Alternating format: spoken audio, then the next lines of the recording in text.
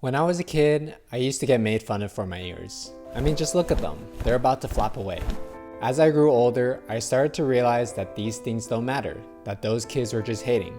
Now that I'm older and making YouTube videos, I try not to let the hate comments get to me.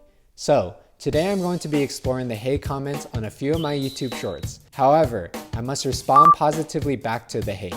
Otherwise, I have to delete the short, and I'd hate to get rid of my hard work. Most of the time, hate comments are just people being harsh for no reason. Take this for example. At the beginning of this year, I tried teaching Alfie, my golden doodle, a new trick. In this video, I'm going to be teaching my dog Alfie the one trick he has yet to learn. Roll over. Look at this dude. Because in the video I had said this for dramatic effect. I kept trying, but I could tell after a couple of hours it was going nowhere, so I took a break. Somebody in the comments had wrote this. A couple of hours? That's way too much for a gig, let alone a puppy.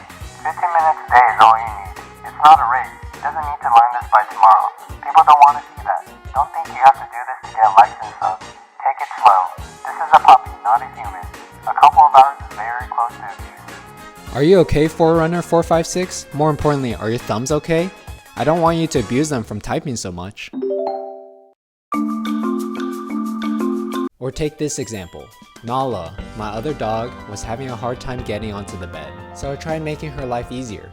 I'm going to attempt to build a dog ramp that leads up to my bed, cause my 7-year-old dog Nala is too old to be doing this. 7 years old? Talk to your vet. Sounds like something more is going on. Some breeds are different from others, bro. Thanks for having my back, Yashadov7939. But yeah, Nala's completely fine, and she loves her new ramp. Sometimes hate comments don't even seem to make sense or seem relevant. On January 1st, 2024, Steamboat Willie, the original Mickey Mouse, came into the public domain, so I decided to do this.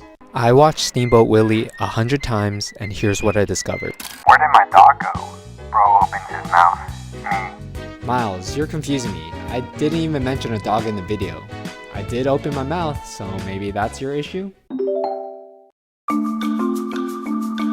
Sometimes hate comments can feel somewhat insecure. Take for example the time I went to Las Vegas with my wife. Is it awkward to do things normally done with others?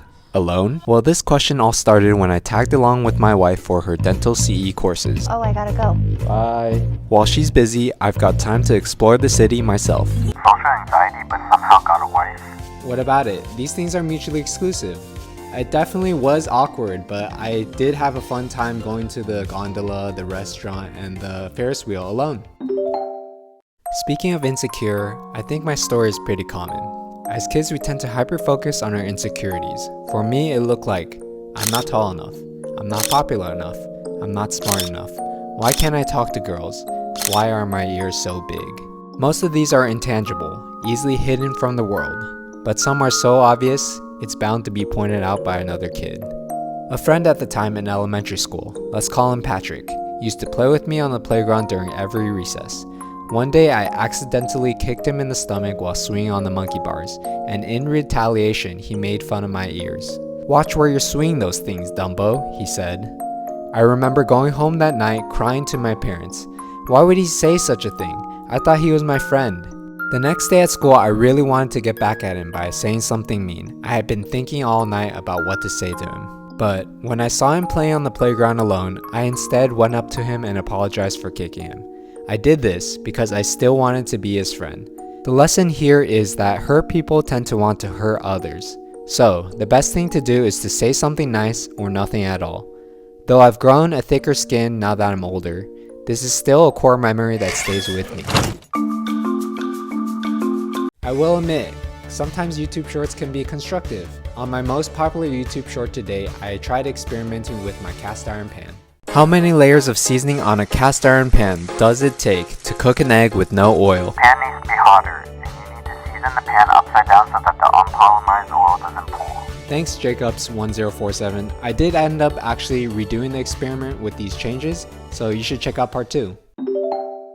But most of the time, hate comments are just mean. On that same cast iron video, someone said this. This was a waste of your time and ours. I appreciate your time, Elias Jenkins 1977. So, what have I learned from sifting through all these hate comments? The best thing for my mental health is probably just to ignore it, no matter how hurtful they can be. If I do want to respond, I should kill them with kindness. And if I didn't learn this lesson with Patrick back in elementary school, I might not have grown up to be the man I am today.